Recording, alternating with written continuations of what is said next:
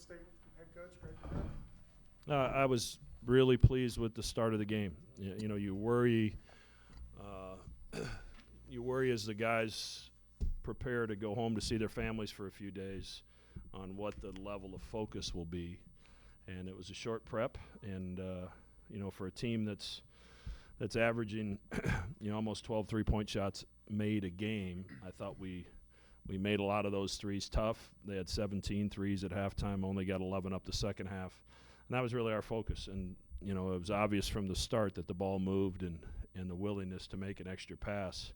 And I think of the one in the corner where, Davion had a wide open three, made one extra pass to Taz on the second or third possession of the game. And that really sets a tone for how we're going to play the rest of the night. So proud of the guys that they were locked in.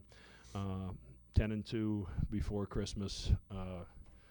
That's a heck of an accomplishment, considering probably the question marks with this team to start the season. A lot of guys in new positions, and some new guys stepping into leadership roles. Two of them are up here with me that have done an unbelievable job. Questions for the student athletes? I guess to that point, it's probably hard to assess it on the whole right now, given that you guys struggled with the game, but 12 games into the season with conference play coming up, where is this team based on maybe what your internal expectations were of what you guys could accomplish in non-conference play?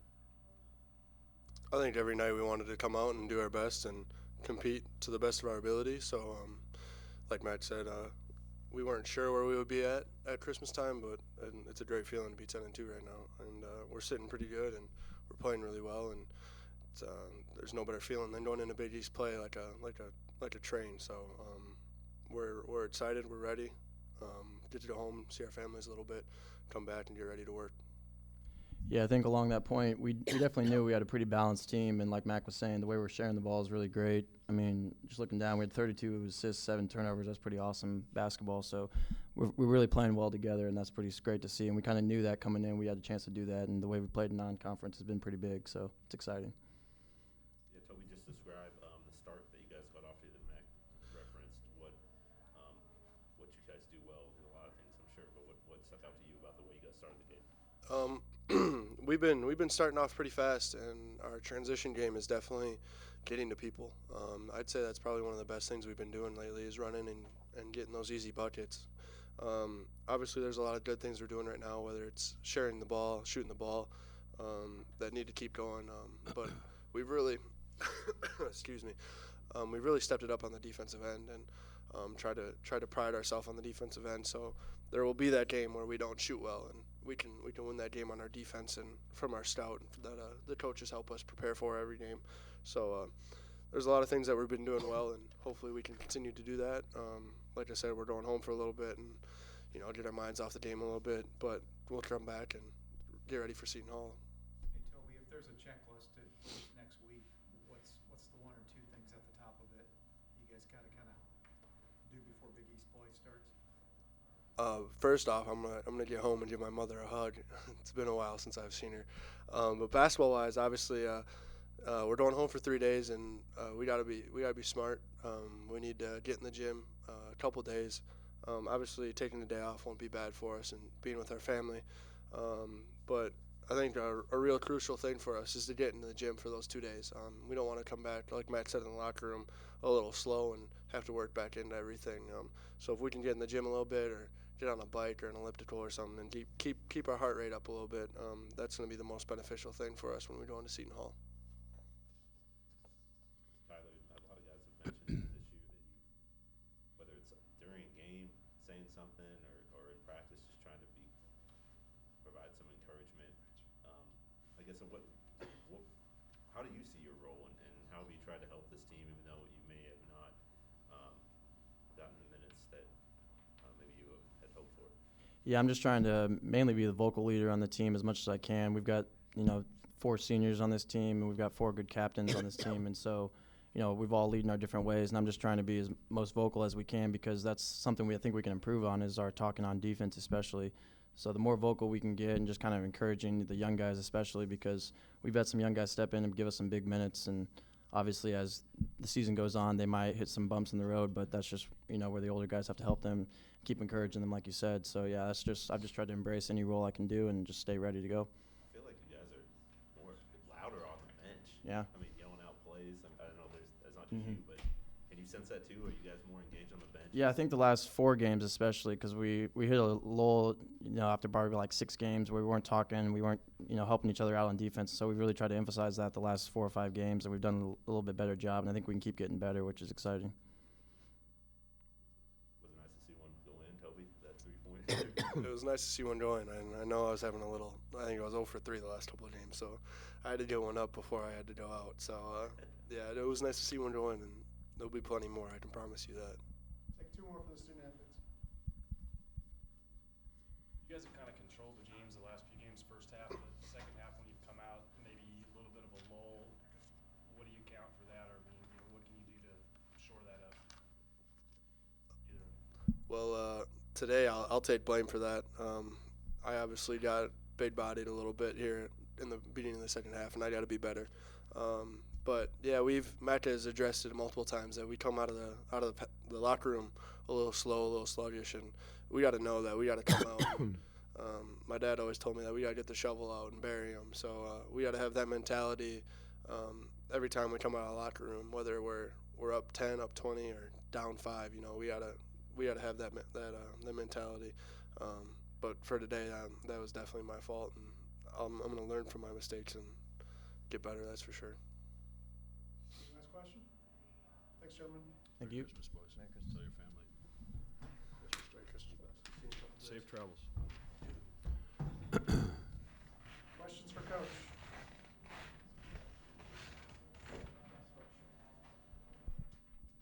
You guys kind of maybe the same question just on that. Follow up on. I mean, it's a 30-some point lead. Like win one for the Gipper speech isn't going to work in that situation.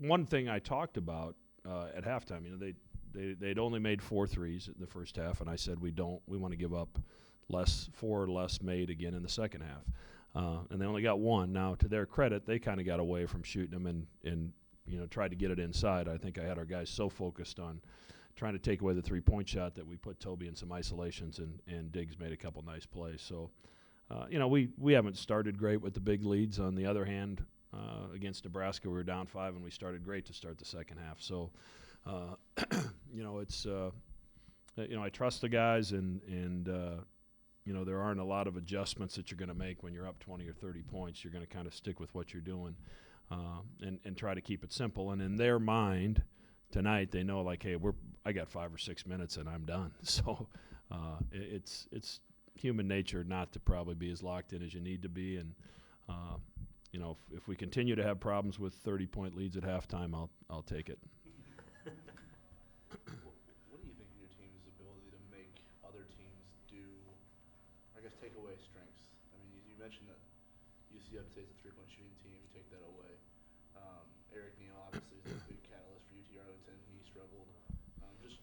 Watson going on down the line, the ability to kind of be assignment sound. Well, our defense, as you know, as you've seen us practice, we have some fundamental rules, but we tweak those game to game based on personnel and the strengths of the other team, and we try to take those strengths away. And even, some of the games we lost, Baylor beat us with not their top guy, but somebody else hurt us. Gonzaga, we did a great job on Perkins and Williams inside, but a couple other guys got loose on us. So we really try to take what they take for granted. Like, if somebody were able to take Taz and Marcus away, would we have enough firepower to still win the game? And we're trying to take away their strengths the best we can, and that changes every single game for us, which is why it's important that we have guys that understand the game, that can make those changes in practice and then execute them in the game when it's totally different from what we did the last game. So for the most part, and like even today with a one-day prep, our guys, we stayed out on shooters. We made those shots difficult, and this is a team that went to Minnesota and played very competitively for 30, 35 minutes. They went to Georgia, and the game was a 8 or 9 point game in the end, and we were able to take away some of their stuff and get off to a great start. But our transition, I think, dictates I think we wear into teams' offense because of our ability to run all the time. And I thought the last couple games in particular, we really got out and we had 20 fast break points at halftime. I don't know if I've ever seen that. Are you just sort of conditioned? I hear you're on the bench a lot of times. Just telling the guys, "Hey, sprint, run." Is that just you conditioned at this? I mean, because they hear it in practice, they're going to hear it in games. Yeah. Like, we can't. If you're going to play this way, you got to play this way all the time. Right. And it's it's why we still play that way in the last 4 or 5 minutes when the game is out of reach, because those guys that are out there need reps at trying to do it correctly as well. I don't want Manny Suarez to get 5 minutes there that may not seem important to anybody else, but it's important to Manny, and it's important that Manny does what he's supposed to do in our transition offense each and every time. And I thought that group that went in there continued to force pace and continue to make unselfish plays. Hey, Mac, every year is different, but do you feel like you know this team as well at Christmas as you have since? Probably, and it's you wouldn't think that would be the case with as much changeover as we've had. And when I say that, like Ronnie's playing a totally different role than he's ever played. Martine's playing a totally different role. Really, Marcus and Taz and Toby are really the only guys that have been there and done it in the role that they're playing right now on a consistent basis. Everybody else is new to it, and we're fortunate that we have a group of leaders, Toby, Tyler, Taz, Marcus in particular, those four, that have done an unbelievable job in their own way of leading the team. I mean, there's no bigger star in the role that we're asking Tyler Clement to play anywhere in the country. Like, he's an A+. He cares about the team. He knows the scout stuff inside out. He's talking to guys on the bench. So everybody, those four are doing an unbelievable job leading. And then you have young guys, Tyshawn, Mitch, Jacob, that have a lot more questions than they have answers. They don't come in here thinking that something is owed to them.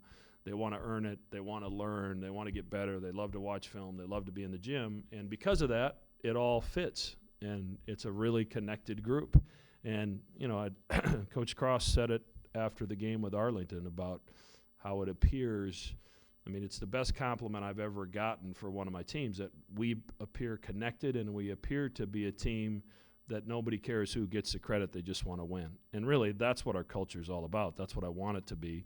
And sometimes you have new guys that have to buy into that and learn to do that. And with this group, it's really happened naturally. And it's, I think you can see it the way we play. It's an unbelievably close group. Two more. Are you guys more lethal in transition this year? Because you talked about in the offseason about wanting to get it out quicker than Taz and Marcus and whomever. Has that made you, because you've been more? Well, we were lethal in transition last year, but Maurice had the ball in his hands most of the time. We very seldom do we throw it ahead. We let him attack. He would throw it ahead to Justin and on occasion throw it up to the wings, but we kept it in his hands because he was so good with it. This year, Davion and Tyshawn have both improved in their ability to push, and they're also seeing things up the floor. And Marcus and Taz, and then the X factor in our transition is Ronnie taking it off the glass. I mean, that's something we haven't had before. And when your four-man takes it off the glass and leads the break, almost always a guard has to take the ball in transition because they're the ones that are back. So now you got a guard on Ronnie, and now you got a forward or a center that's trying to recover to Taz or Marcus, and it's like, that's not going to work very well. So that's really become an X factor for us. Ronnie's one of our best defensive rebounders, and he's unbelievable at leading the break. So it's really added an element to our transition game that maybe we didn't have before. I know you've kind of addressed his progress throughout the season as it's gone along. But see, Caleb 8 assists, 1 turnover tonight, and I know it was a free-flowing stretch of the game.